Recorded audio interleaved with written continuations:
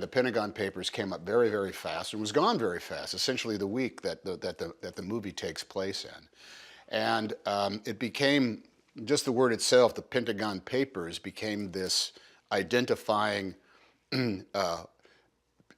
pair of words that we weren't sure what they actually meant. And that was one of the Steven's reactions back in February when we read it. It was all about the Pentagon Papers.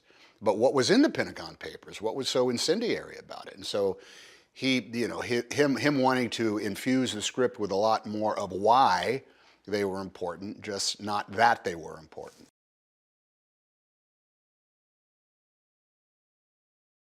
Coming to grips with what her place is going to be in the grand history of the Washington Post. Her father gave it to her husband, and her husband is no longer there, and so she is officially the person who was in charge of not just the newspaper, but the entire media empire. There was radio stations and TV stations as well. But she didn't know how to do it. She had always been either the daughter or the wife that was, part of it, but not the person that was in charge. And oddly enough, right at the moment this movie began, the story begins, there was a stock offering. There was either going to be an awful lot of money made or an awful lot of money lost. And there was a committee of men who had advised and helped run and had positions of responsibility on the Washington Post. But she had to, I think, first determine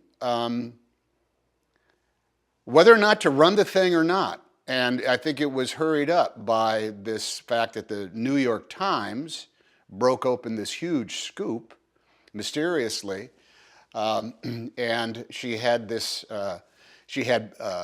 one guy, Fritz, who was played by Tracy Letts, who was saying you have to be careful, you can't get in trouble by publishing this stuff.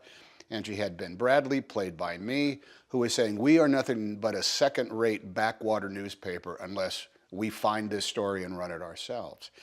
And it is about as clear a yin and a yang, a good or bad decision that Kay Graham had to make, as personified by Meryl Streep. So it's really that story.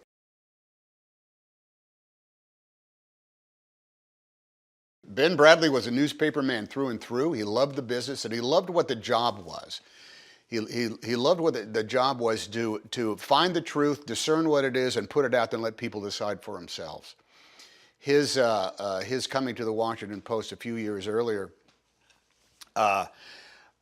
was based on this constant dynamism of what the daily charge is for journalists, for his journalism, which is you must get it right that day. Because if you're wrong, you're going to have to eat that inaccuracy for a very, very, very long time. If you do get it right, if you do tell the truth, the only thing you get from is the opportunity to try to do it again the very next day. So he's a newspaper man.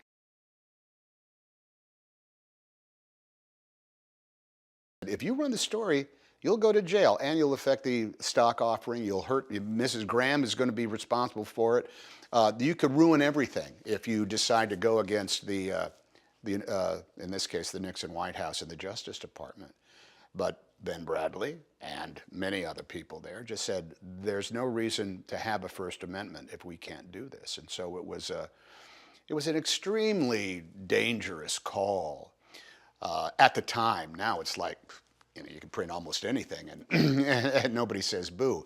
But at that point, that brand of truth was so volatile that they didn't know if cops were going to come knocking on their doors or if the federal marshals were going to come in and smash up the printing presses in order to keep them going. And Ben Bradley didn't know if he would have a job or if he would have a convict serial number on his chest when it was all done. It was really, it's amazing that so much was at stake over printing the truth as it had existed for decades on these other pieces of paper.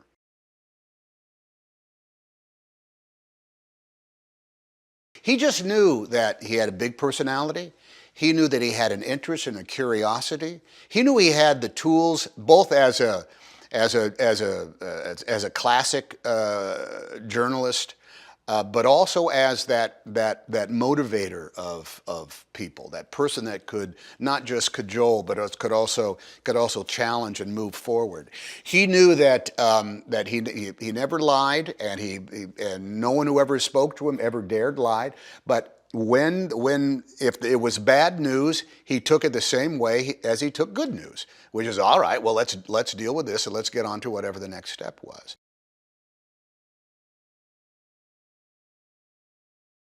Meryl, or as I call her, Miss Streep, she has 3 or 4 moments of pure cinema that are magnified by the place that they come in the movie. It's one thing to have a cool line and a cool shot and have a cool beat in a movie, but it's something else in order to have them play out when the entire movie is hanging in the balance and you're on the edge of their seat.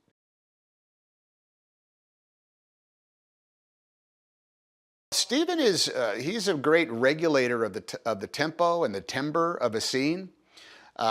He will ignore moments that you think are important and come in specifically on moments that you didn't even see as being all that necessary, because he's looking at some other aspect of the scene. He would come up to me and he would ask for a little more voice. He would ask for some other kind of more like specifics, but he would also then periodically come by and say, "Don't be so sure of yourself." I said, "Wow, wow, I love that. Not so sure." Or other times he would say, "Come in, don't say anything. Just watch and observe." And that's a lot of times that's the antithesis of what actors want to do, but it's actually it's the perfection of what can be screen acting, because then you're just being as opposed to pontificating.